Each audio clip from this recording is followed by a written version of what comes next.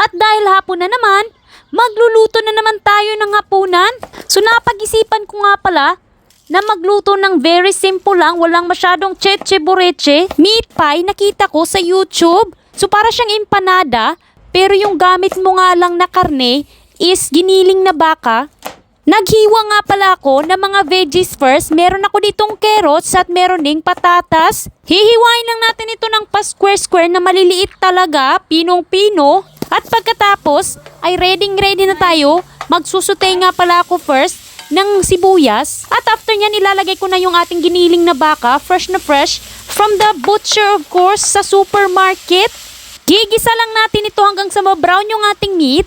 At after nyan, maglalagay na tayo ng seasoning, curry powder, paprika, garlic powder, at saka thyme. Season din natin ito with salt at saka pepper. After nyan, igigisa lang natin ito for around 1 minute or 2 minutes. At pagkatapos ilalagay na rin natin yung ating carrots at saka patatas. Mix lang natin ito together. So minsan talaga tinatamad akong magluto. Hindi kami nagra-rice, hindi kami nagkakanin.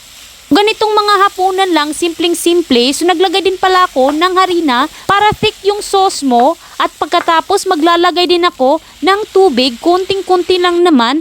At saka beef powder, nag-add din ako. Kailangan mo lang itong i-squeeze at saka para mapinong-pino talaga yung powder, hindi siya tibugol.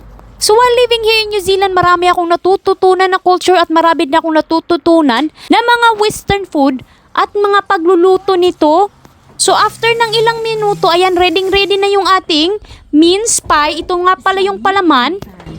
I want you to taste. I want you to taste this. This is a meat pie that I'll make for you, Daddy.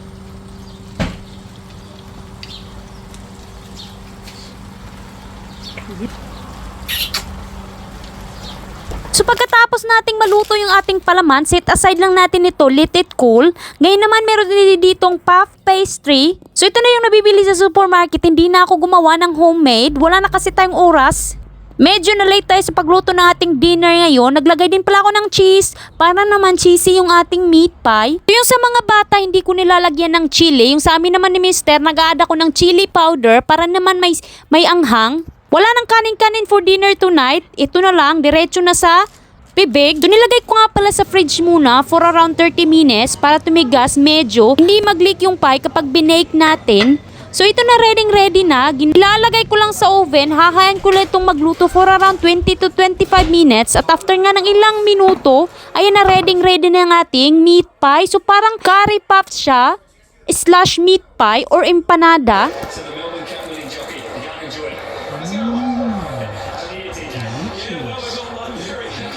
Delicious! Like that big, louder.